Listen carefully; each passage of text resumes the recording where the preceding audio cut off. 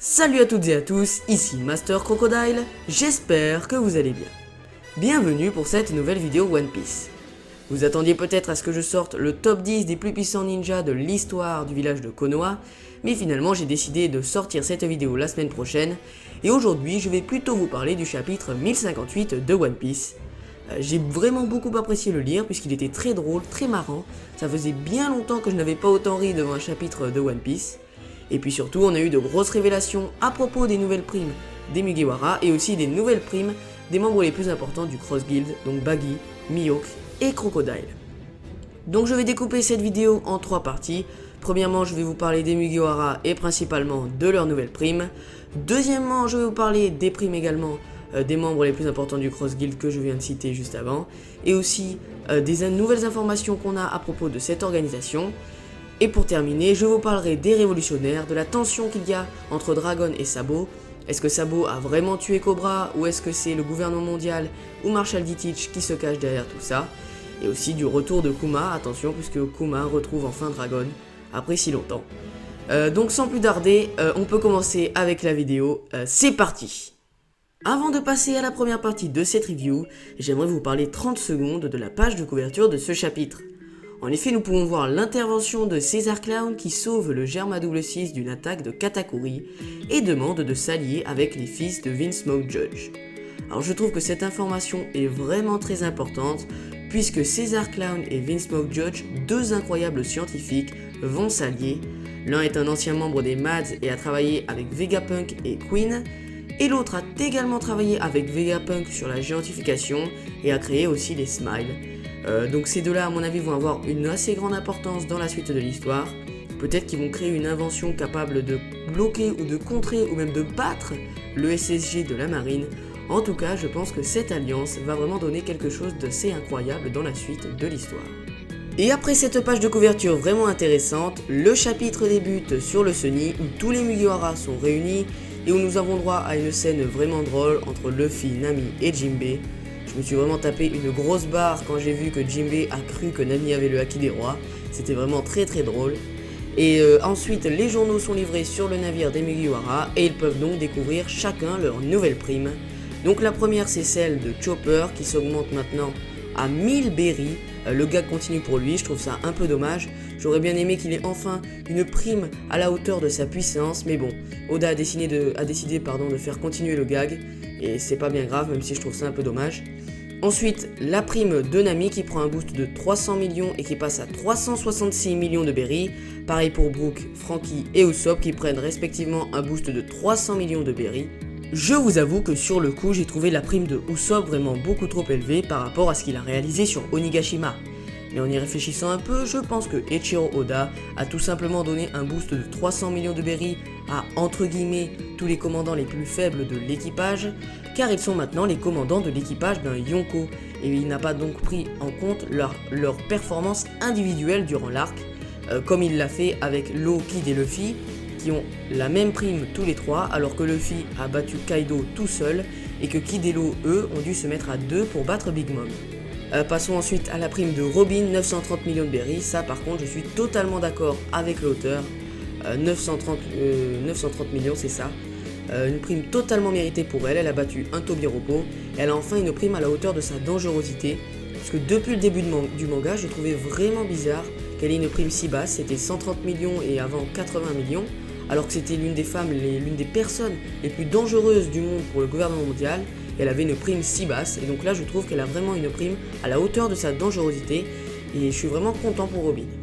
Ensuite, grosse surprise de mon côté, Sanji, avec sa prime de 1 milliard et 32 millions de berries, qui est pour moi totalement méritée, mais qui a une prime surtout inférieure à celle de Jinbei, qui lui a battu un, entre guillemets, simple Tobiropo, alors que Sanji a battu un Okamban Queen.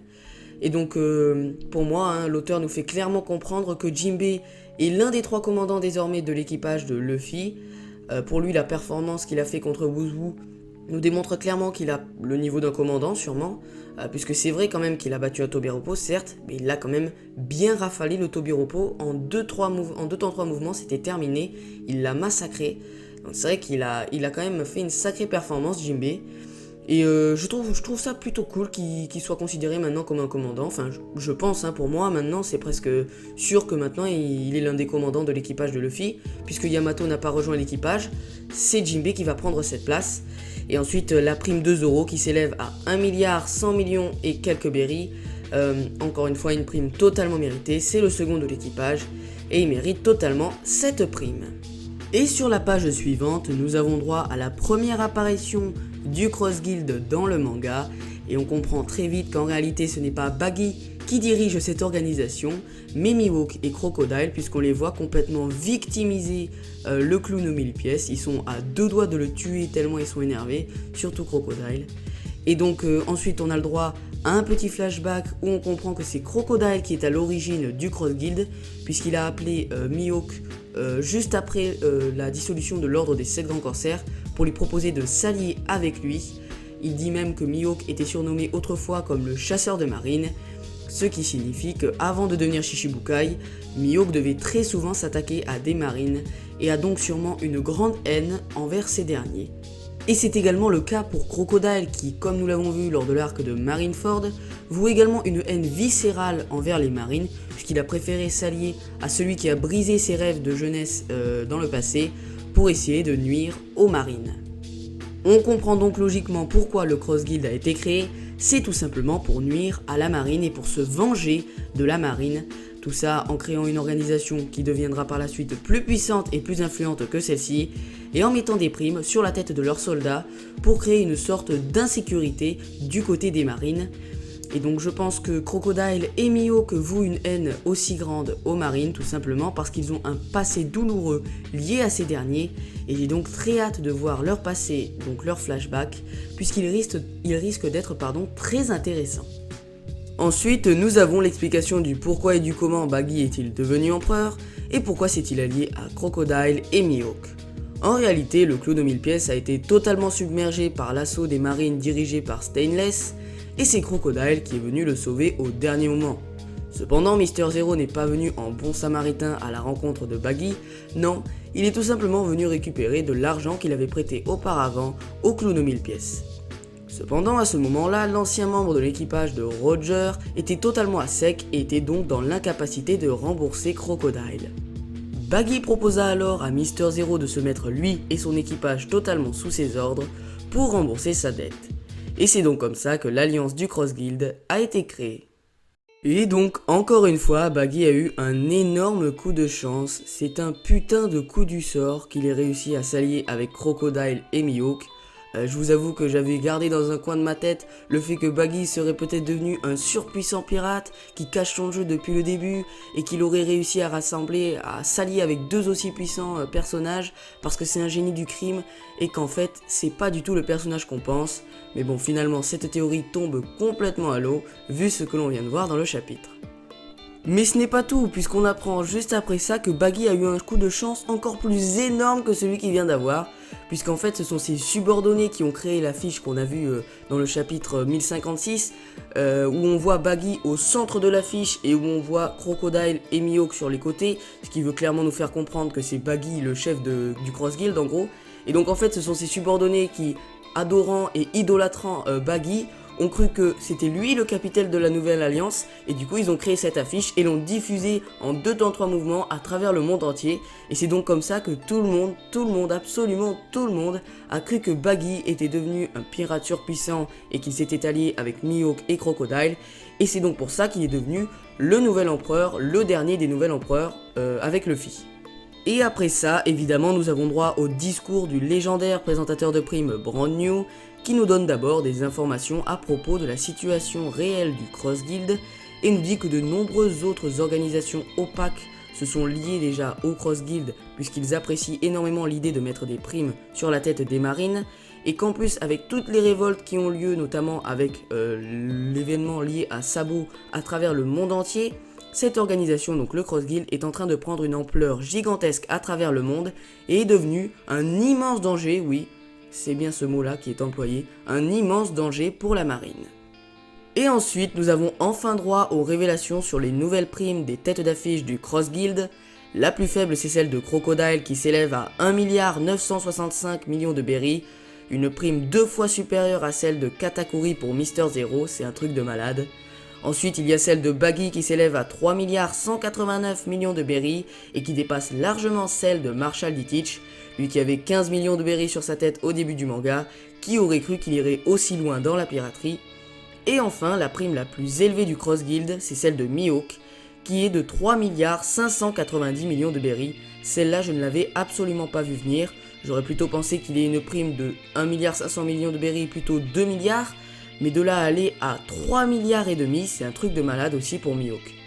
Alors évidemment, beaucoup pensent que la nouvelle prime du meilleur épéiste au monde prouve véritablement qu'il est un personnage de niveau Yonko. Mais pour moi, c'est très loin d'être le cas. En effet, on sait que les primes ne se basent pas exclusivement sur la puissance d'un personnage.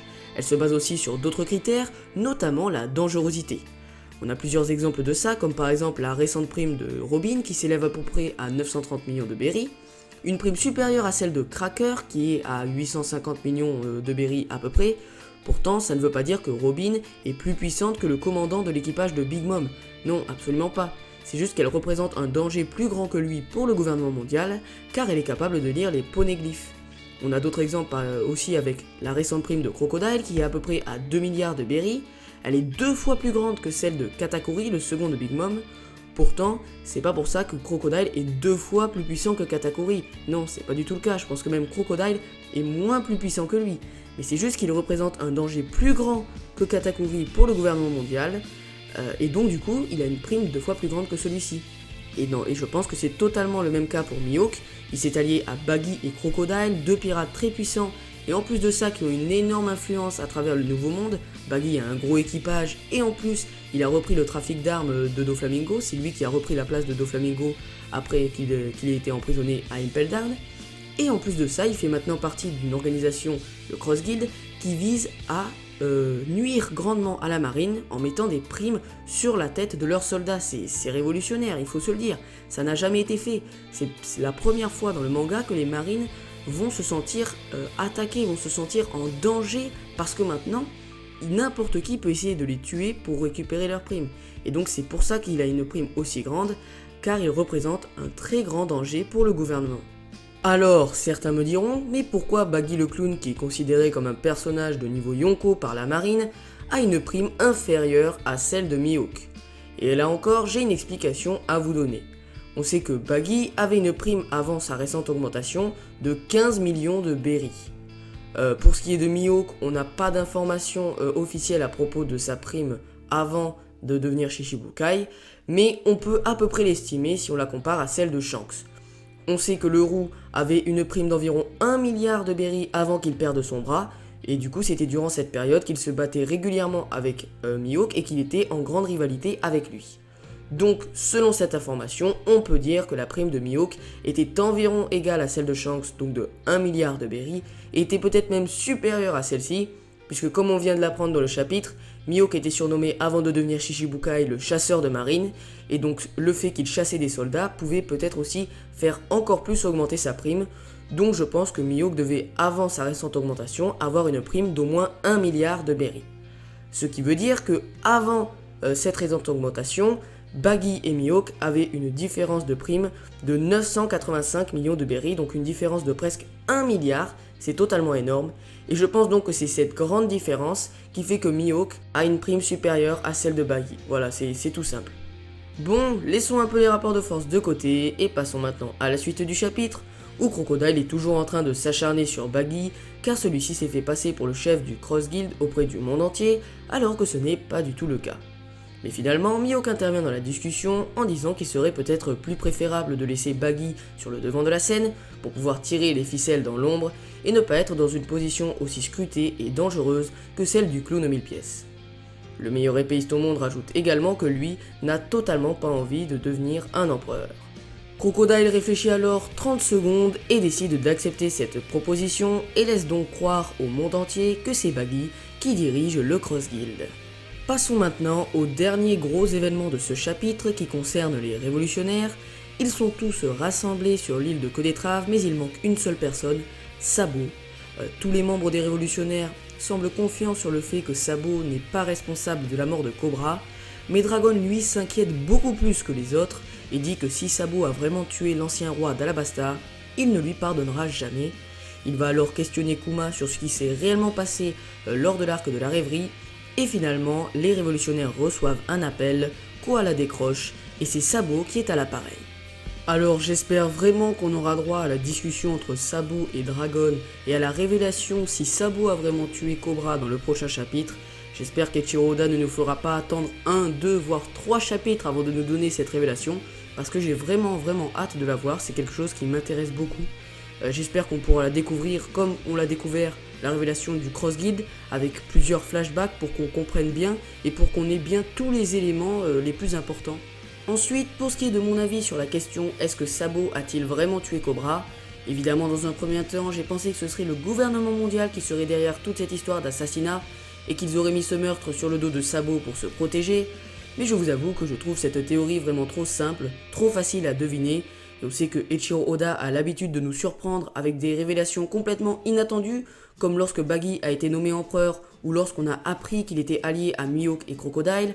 Même quand on a appris que Sabo, il lui était arrivé quelque chose de grave, tout le monde a cru qu'il s'était fait capturer par le gouvernement mondial, mais en réalité pas du tout, il était simplement impliqué dans le meurtre de Cobra et avait réussi à s'échapper de Marie-Joise avec tous ses potes révolutionnaires, dont Kuma.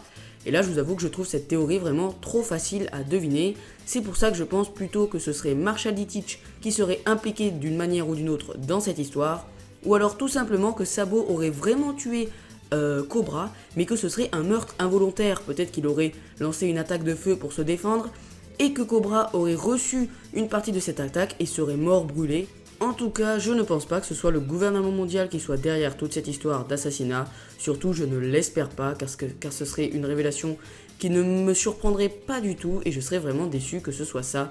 J'espère plutôt qu'on va se tenir la tête et qu'on va se dire « Wow, Eiichiro Oda, quel génie, il nous a tous feintés encore une fois ». Parce que vraiment c'est ce que j'adore dans One Piece, c'est quand je me tiens la tête et que je me dis wow, incroyable. Et donc voilà, j'espère qu'on va tous kiffer le prochain chapitre et qu'on va tous être surpris par les nouvelles informations que va nous donner Eiichiro Oda. Aussi, on va peut-être enfin savoir si Kuma était un infiltré des révolutionnaires chez la marine et si Vegapunk est un allié des révolutionnaires aussi, puisqu'on sait que quand il a programmé Kuma pour qu'il devienne un pacifista, il l'a programmé pour qu'il protège le Sunny durant les 2 ans d'ellipse de l'œuvre. Donc peut-être que Vegapunk est allié aux révolutionnaires et on va peut-être avoir toutes ces informations, toutes ces révélations à propos de mystères qui durent depuis des années. Et ça serait vraiment cool qu'on ait au moins des informations à propos de ces sujets-là. En tout cas, j'ai vraiment très hâte de découvrir les prochains chapitres, puisque l'on risque d'avoir encore plus de révélations, que ce soit sur les révolutionnaires, mais aussi sur les 2 autres Shichibukai dont on n'a pas encore entendu parler, Boa Hancock et Edward Weeble. Je suis aussi très hypé de savoir vers quelle île les Mugiwara vont-ils se diriger, est-ce qu'ils vont enfin débarquer sur Elbaf. En tout cas, j'ai vraiment très hâte de lire les prochains chapitres, et notamment le prochain chapitre, le 1059, même s'il va falloir qu'on prenne un peu notre mal en patience, puisque nous allons devoir attendre 2 semaines. Donc voilà les amis, c'est la fin de cette vidéo, j'espère qu'elle vous aura plu. Pour ma part, comme d'habitude, j'ai beaucoup apprécié la faire. Je vous avoue que j'adore faire des reviews, puisque c'est un format où j'improvise beaucoup, où je vous parle à cœur ouvert et sans vraiment de préparation. Et j'apprécie beaucoup faire ce format. Donc attendez-vous à ce que je vous poste prochainement d'autres reviews One Piece sur la chaîne. Sinon, comme d'habitude, n'hésitez pas à me donner votre avis sur le chapitre et sur ma review, ça me fera très plaisir de parler avec vous. Et sur ce, c'est tout ce que j'avais à vous dire, c'était Master Crocodile, je vous dis à la semaine prochaine pour le top 10 des plus puissants ninjas de l'histoire de Konoha, portez-vous bien, ciao!